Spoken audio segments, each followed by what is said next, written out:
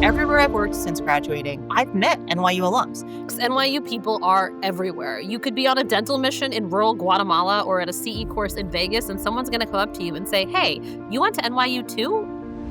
According to NYU CD's own data, they educate nearly 10% of the nation's dentists. From NYU's own website, the yearly tuition alone is $106,962. Then you add in instruments, housing, travel, and all of those miscellaneous fees. You could be looking at close to $700,000 to become an NYU Dental graduate today. But here's the real question. Was it worth it?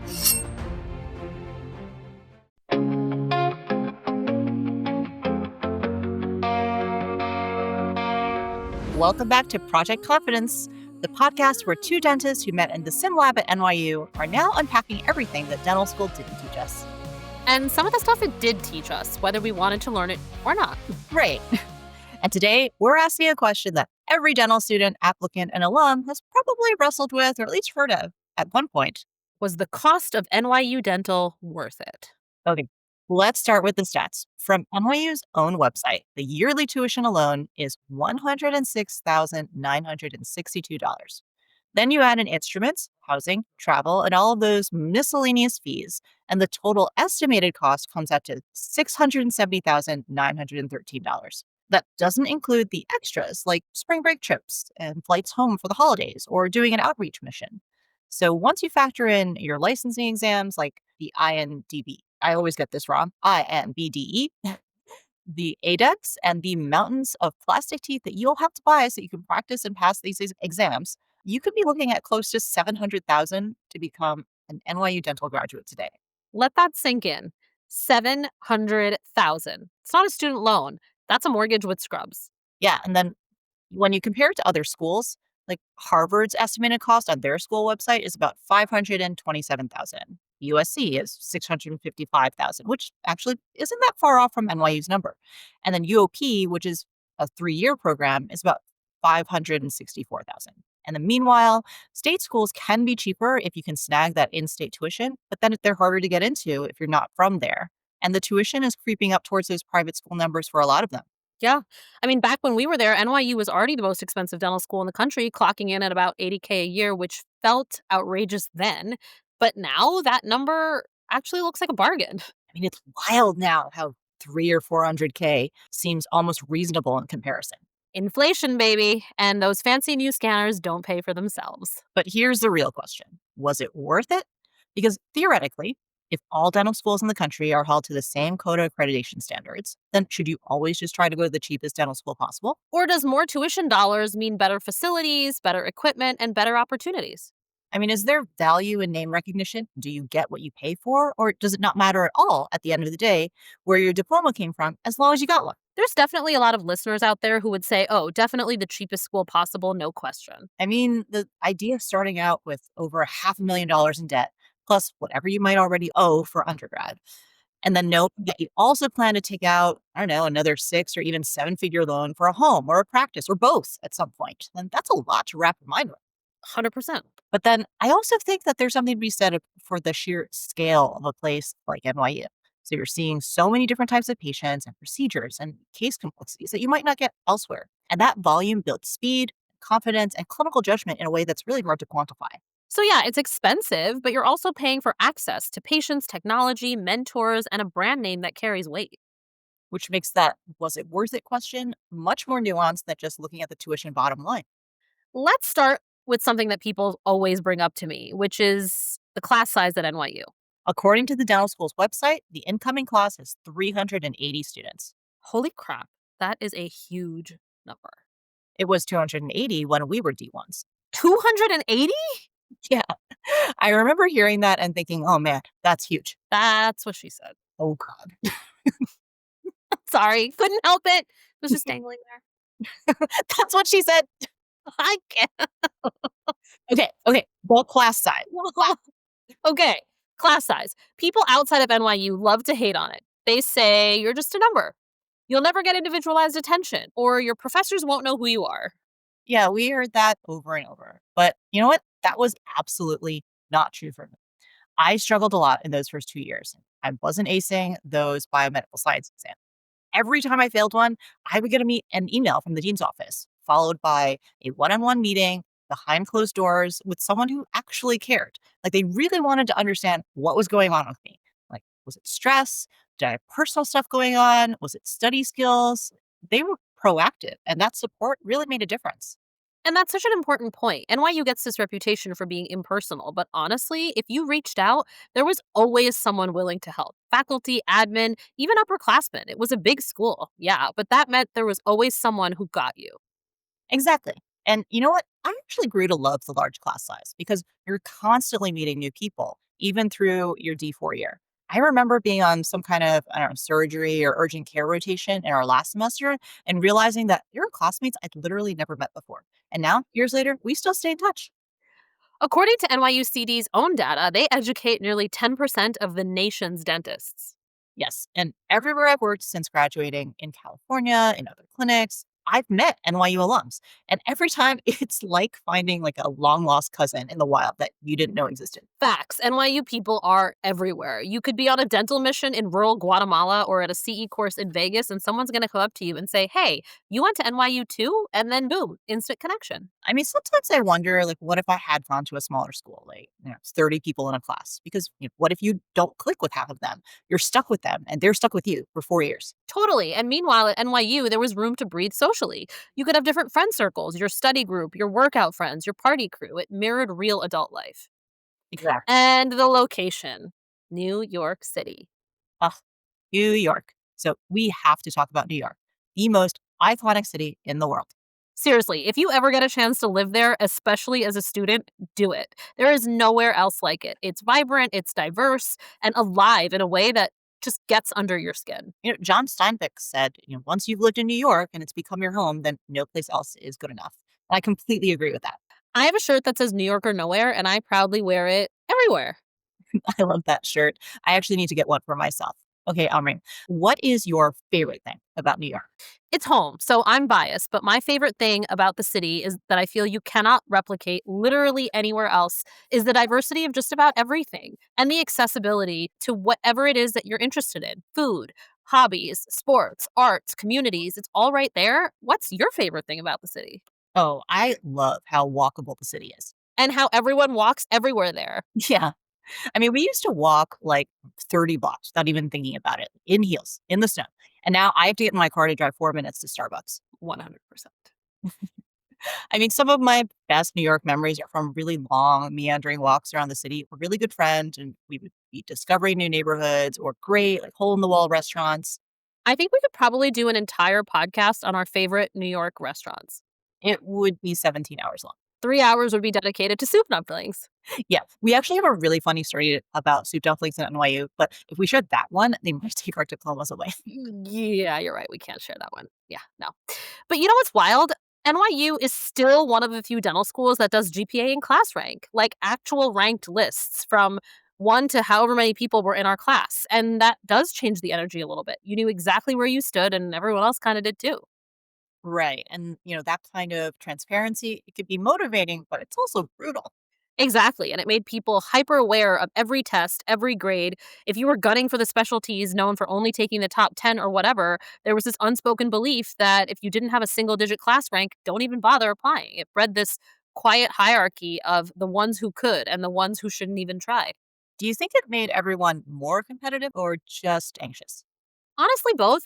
It lit a fire under some people, but for others, it created this ceiling that didn't actually need to exist. You'd hear classmates say, "Oh, I'm number 28. I'll never match it to ortho, so I'm just going to be a general dentist." Like it was preordained. But there are people who went on to crush it in their careers who weren't anywhere near the top 10. Right. And like at pass fail schools, you're less likely to have that constant scoreboard. Totally. But then again, competitive personalities exist everywhere. The ones who hang back after the exam, casually asking, "What did you put for the last question?" And the one before that. And before you know it, they're trying to reverse engineer everyone's scores. Oh, God. Yeah. The post exam debriefers, sometimes they're worse than the test itself. And it wasn't always healthy, but in a way, it got you ready for the real world because later on, you'll find those same people at dental meetings too, asking if you're placing your own implants and how many cases you did this month. That's right. Yep. Those people never really go away. They just figure out a new way to be nosy and obnoxious. All right. So, what's another thing that you appreciated about the NYU experience? I think another underrated perk of a big school is that you get diversity of faculty, different philosophies, different specialties, different styles of teaching. You could find a mentor for literally any career path. Oh, exactly.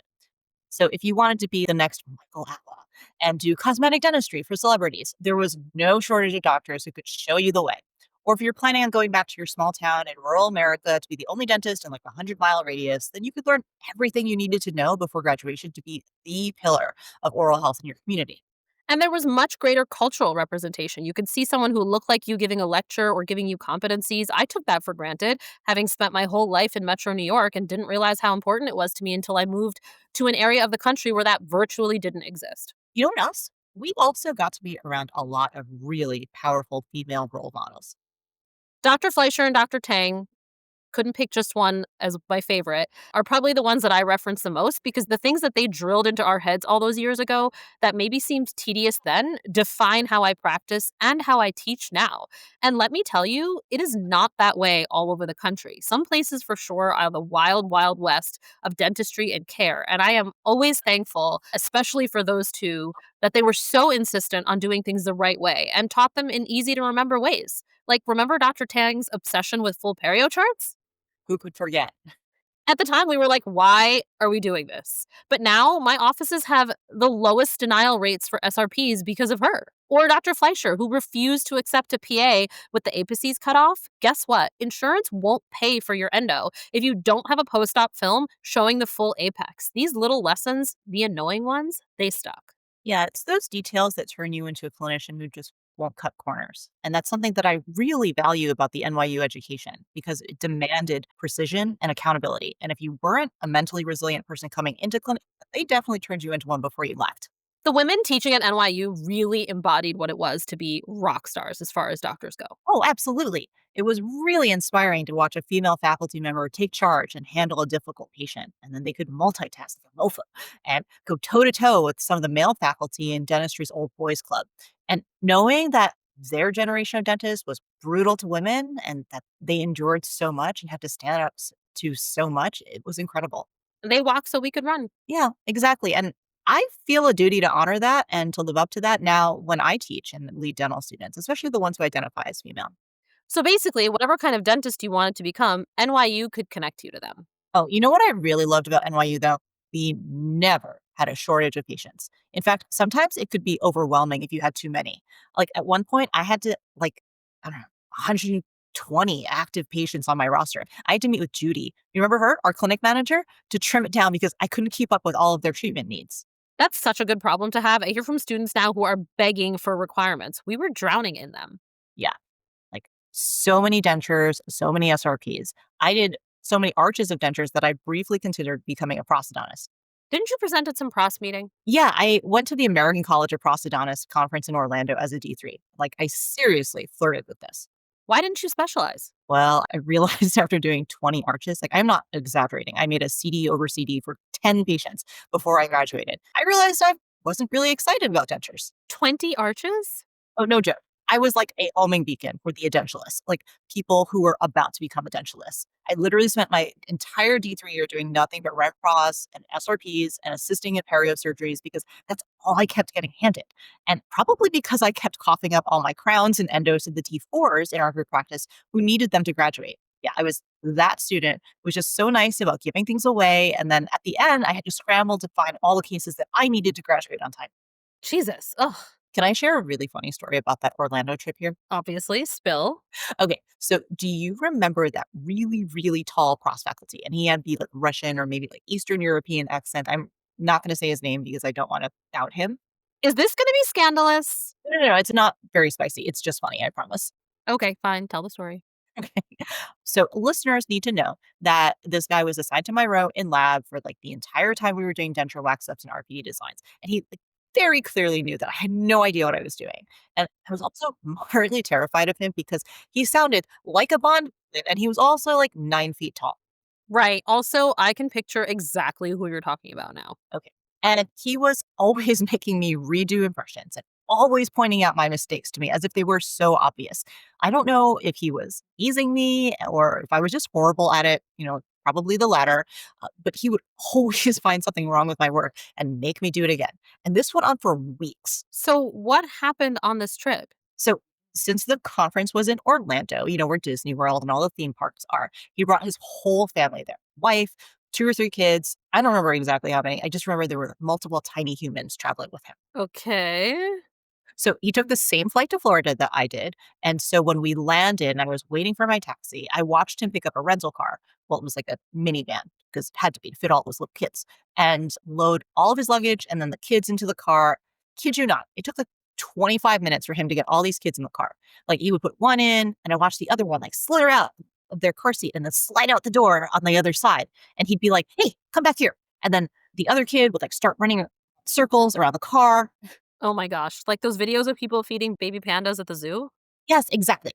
And so I just stood there watching this from a distance, like, yes, I'm watching you struggle. That must have been so sweet. Oh, it was Schadenfreude at its finest. But then also, it made me realize that he's just a normal human at the end of the day, just like trying to keep it together. Be a good dad, take his kids to see Mickey Mouse. And also, he's the reason why my impressions are so good today. That's true, but also hilarious. Okay, so should we talk about the cost of living? Yeah, it can be really expensive to live in New York, so you have to take that into consideration as well if you're thinking about going there. Manhattan consistently ranks as one of the areas with the highest cost of living in the country. To be fair, though, cost of living is going to be more expensive in major cities, kind of anywhere, and there are ways to make it work. Yeah, that's right. I mean, you figure it out.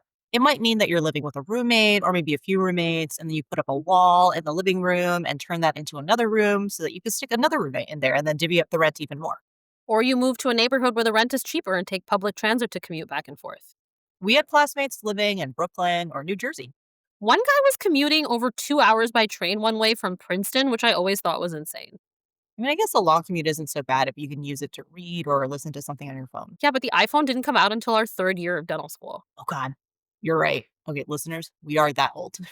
And also, yes, New York is expensive, but let's say you go to a school or live in an area while you're in school where there's no major airports and you want to fly home for break or the holidays. That might mean you're driving 2 hours to the nearest airport and paying to park your car there for a week. And you've got to spend a full day flying to and from because there are no direct flights and you've got one or two connections to your final destination. I totally didn't think of that. I mean, I didn't either until it became my life when I moved to wonderful Sioux Falls, South Dakota. Okay, so what's the verdict? Obviously, NYU is expensive.